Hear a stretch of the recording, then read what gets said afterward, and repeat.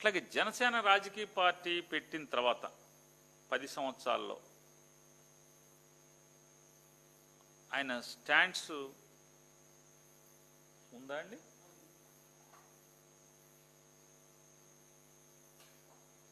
తెలుగుదేశం పార్టీతో పోటీ చేయట్లేదు అంటే మేమిద్దరం వాళ్ళకి ఎలా కావాలంటే మనం పనిచేసే వాళ్ళం. పల్లకీలు మోయాలి. ఇంకా పల్లకీలు ఎంతకాలం మోస్తాం? దశాబ్దాలు దశాబ్దాలు దశాబ్దాలు దశాబ్దాలు మోస్తూ ఉన్నాం పల్లకీలు. చాలు చాలు చాలు, అలసిపోయాం. పల్లకీలు మోసి మోసి భుజాలు వలిసిపోయినాయి. చాలు, వీళ్ళకి పల్లకీలు మోసింది చాలు చాలు, ముగిద్దాం. అవునా? చాలా చాలు, పల్లకీలు మోసాం వీళ్ళందరికీ. వాళ్ళకి 10 సీట్లు 15 సీట్లు పడేస్తే వాళ్ళు అలా తిరుగుతారండి. పవన్ కళ్యాణ్ జనసేన సైనికులు మనల్ని కించపరిచింది. అది ఏమీ ఆశించకుండా సహాయం చేస్తే వాళ్ళకి వాళ్ళ కుక్క బిస్కెట్లు పడేసి 15 సీట్లు పడేసి ఇది వాళ్ళ అన్న మాటలు. బాధ కలగదా మనకి? కోపం రాదా మనకి?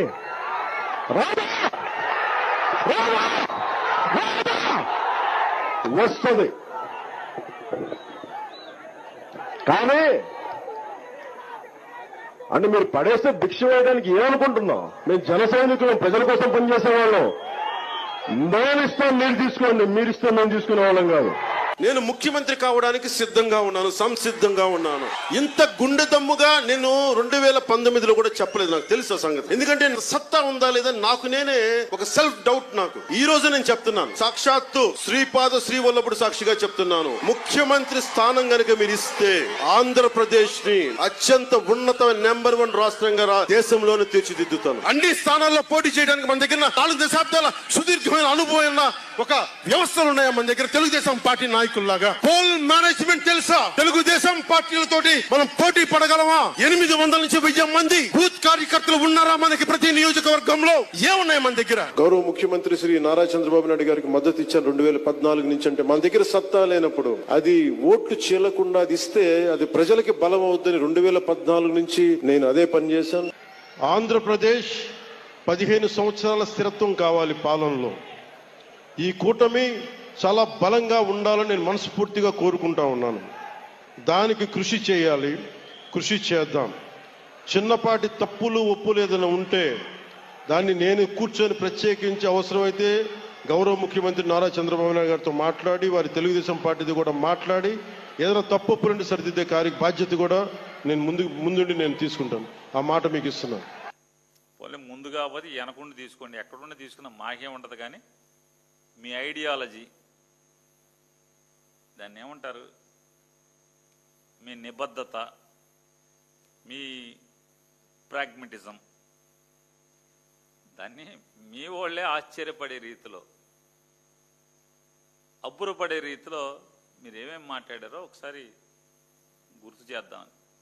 ఇక వారి స్టీల్ ప్లాంట్ గురించి, వారి ప్రాగ్మటిజం గురించి ఒకసారి చూద్దాం. స్టీల్ ప్లాంట్ మీద వారి ప్రాగ్మటిజం గురించి. ఎంపీలకి, వైసీపీ నాయకత్వానికి నిజంగా చిత్తశుద్ధి ఉంటే ఏం చేయక్కర్లేదు. మీరు అరవక్కర్లా, తిట్టక్కర్లా, తిమ్మక్కర్లా. నిజంగా మీకు రాష్ట్ర ప్రయోజనాల్ని మేము నిలబడతాం. స్టీల్ ప్లాంట్ ప్రైవేటీకరణ అడ్డుకుంటామని కనీసం ఈ ప్లే కార్డ్ పట్టుకోగలరా? అంత దమ్ముందా మీకు పార్లమెంట్లో? మేమేం చేయగలిగామంటే ముఖ్యంగా మన విశాఖకి మీరు కనుక నిలబడకపోయినట్టు ఏం జరిగింది? విశాఖ ప్రైవేటైజేషన్ అయిపోయేది. కానీ ప్రైవేటైజేషన్ ఆపాం మనం. ఏంటి ఆయన చెప్తున్నారు? ఈ ప్లే కార్డ్ పట్టుకోగలరా? అంత దమ్ముందా మీకు? మేమేం చేయగలిగామంటే ముఖ్యంగా మన విశాఖపట్నానికి ఏం చేయగలిగారు? మీరు కనుక నిలబడకపోయినట్టు ఏం జరిగింది? విశాఖ ప్రైవేటైజేషన్ అయిపోయేది. అయిపోయేది. పవన్ కళ్యాణ్ గారు నిలబడకుండా ఉంటే ప్రైవేటీకరణ అయిపోయేది. కంటిన్యూ చేయండి. ప్రైవేటైజేషన్ ఆపాం మనం.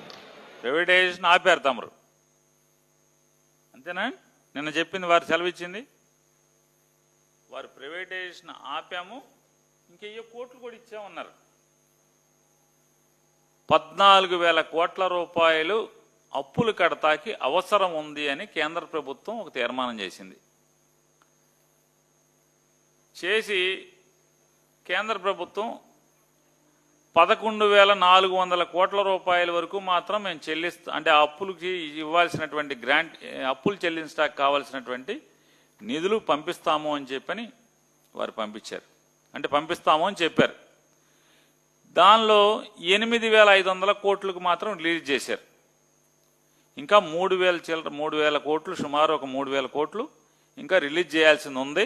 కానీ పవన్ కళ్యాణ్ గారు అయితే రిలీజ్ చేసామని చెప్తున్నారు. కంపెనీ వాళ్ళు అయితే అధికృతంగా అఫీషియల్గా మాకు 3 కోట్లు రాలేదు, 8,500 కోట్లే వచ్చినాయి అని చెప్తున్నారు. ఈ 8,500 కోట్లు దేనికి ఇచ్చారండి? జిఎస్టీ బకాయిలు కడతాకి. వినండి సోకు, మోడీ గారి సోకు, పవన్ కళ్యాణ్ గారి సోకు.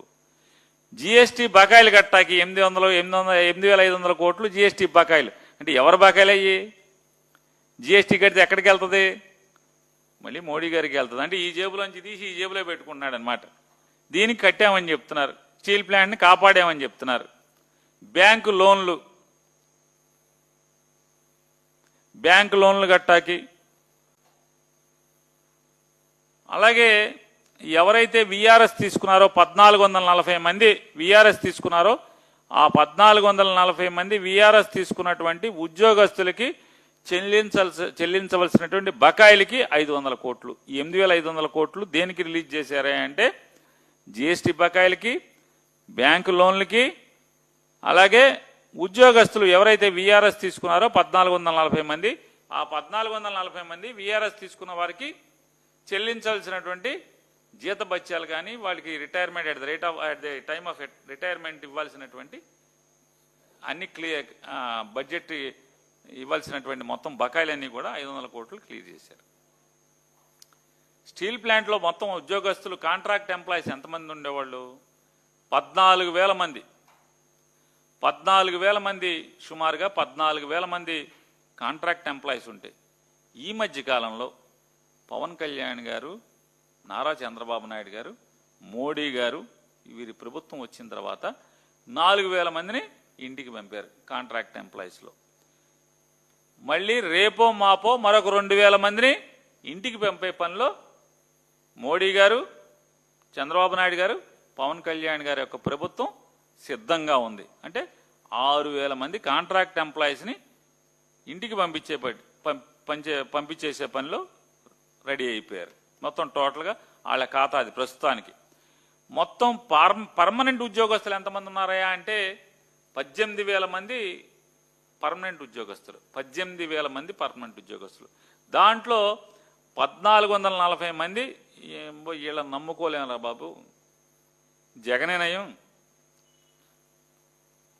మోడీతో ప్రభుత్వంలో లేకపోయినా ఏదోటి బతిమాలో బామాలో ఏదోటి చేసి కంపెనీని ప్రైవేటీకరణ కాకుండా ఆపుకున్నాడు. అసెంబ్లీలో తీర్మానం చేశాడు. అవసరమైతే మా ప్రభుత్వానికి క్యాప్టివ్ మైన్ ఇచ్చి మా ప్రభుత్వానికి అది ఇచ్చేసేయండి, మేము కొనుక్కుంటామని చెప్పని కూడా మాట్లాడాడు.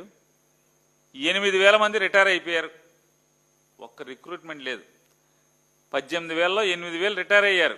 1,440 మంది విఆర్ఎస్ తీసుకున్నారు. మరొక 1,000 మంది విఆర్ఎస్ తీసుకుంటానికి సిద్ధంగా ఉన్నారు. ఒప్పంద ప్రకారం ఏదైతే స్థలం భూసేకరణ సమయంలో ఒప్పందం చేసుకున్నటువంటి ఒప్పందం ప్రకారం ఎవరికైతే భూమి కోల్పోయారో వారికి 8,000 మంది నిర్వాసితులకి ఉద్యోగాలు ఇవ్వకుండా ఉంది, అది ఇప్పిస్తామని చెప్పారు. ఎన్నికల్లో చెప్పారు. ఆ స్టీల్ ప్లాంట్ ముందుకెళ్ళి కూడా వీరు చెప్పడం జరిగింది, చంద్రబాబు నాయుడు గారు కూడా చెప్పడం జరిగింది. ఆ 8,000 మంది నిర్వాసితులకి ఇంతవరకు లేదు. ఆఖరికి ఉద్యోగస్తులకి 75% మాత్రమే జీతభత్యాలు ఇస్తున్నారు. ఉన్నటువంటి సుమారుగా 8,000 చిల్లర అంటే 18,000 మందిలో ఉండగా 8,000 మంది రిటైర్ అయిపోతే మిగతా ఒక 1,400 మంది 40 మంది బయటికి వెళ్ళిపోతే మిగతా వాళ్ళకి ఒక 8,000 9,000 మందికి సుమారుగా వాళ్ళు ఇచ్చేది 75% జీతం మాత్రమే స్టీల్ ప్లాంట్ వారికి జీతాలు చెల్లిస్తుంది. మరి హెచ్ఆర్ఏ కానీ మిగతా అలవెన్స్లు కానీ మొత్తం ఎత్తిపారేశారు. ఎంప్లాయీస్కి హౌస్ రెంట్ అలవెన్స్లు కానీ ఏ అలవెన్స్లు కానీ లేవు. ఎందుకని? ఈ ఫ్యాక్టరీ అయిపోయి ఆ దివాళా పరిస్థితికి వచ్చేసింది. మేము ప్రైవేటీకరణ చేసే పరిస్థితిలో ఉన్నాం. జీతాలే మీకు 75% ఇస్తున్నాం, ఇంకా ఇచ్చారే కానీ ఏమి ఇవ్వలేమని చెప్పని ఎత్తేసారు. మీరు నిలబెట్టామని చెప్తున్నటువంటి స్టీల్ ఫ్యాక్టరీ ఒక్క కొత్త రిక్రూట్మెంట్ లేదు.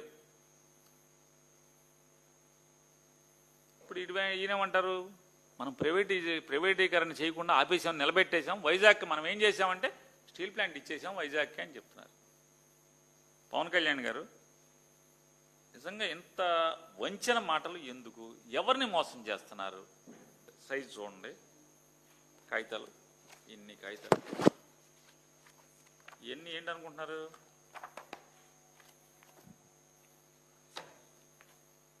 నలభై 42 విభాగాలు స్టీల్ ప్లాంట్లో 42 విభాగాలు ప్రైవేటీకరణ చేస్తూ టెండర్లు పిలిచారు స్టీల్ ప్లాంట్లో. అందులో అనేక ముఖ్య విభాగాలు కూడా ఉన్నాయి. స్టీల్ తయారు చేయడానికి కావాల్సినటువంటి ముఖ్య విభాగాలన్నీ కూడా ఇవన్నీ ఎప్పుడు పాతవి కాదు, జగన్మోహన్ రెడ్డి గారి గవర్నమెంట్ టైంలో కాదు, మీ టైంలోయే. మీకు బాగా క్లోజ్ ఫ్రెండ్ మోడీ, అమిత్ షా మీ బాగా క్లోజ్ ఫ్రెండ్ అని చెప్పారు నిన్న మీటింగ్లో అని చెప్పారు, నేను చెప్పలా, నిన్నే చెప్పారు నాకు బాగా క్లోజ్ అని. ఆ క్లోజ్గా ఉన్నోళ్ళు ఇచ్చినటువంటి ప్రైవేటీకరణ టెండర్లో మీరేమో కాపాడానని చెప్తున్నారు. ఎవరిని మోసం చేస్తున్నారు? ఇది మీ ప్రాగ్మెటిజమా? ఇది మీ ఐడియాలజీనా పవన్ కళ్యాణ్ గారు?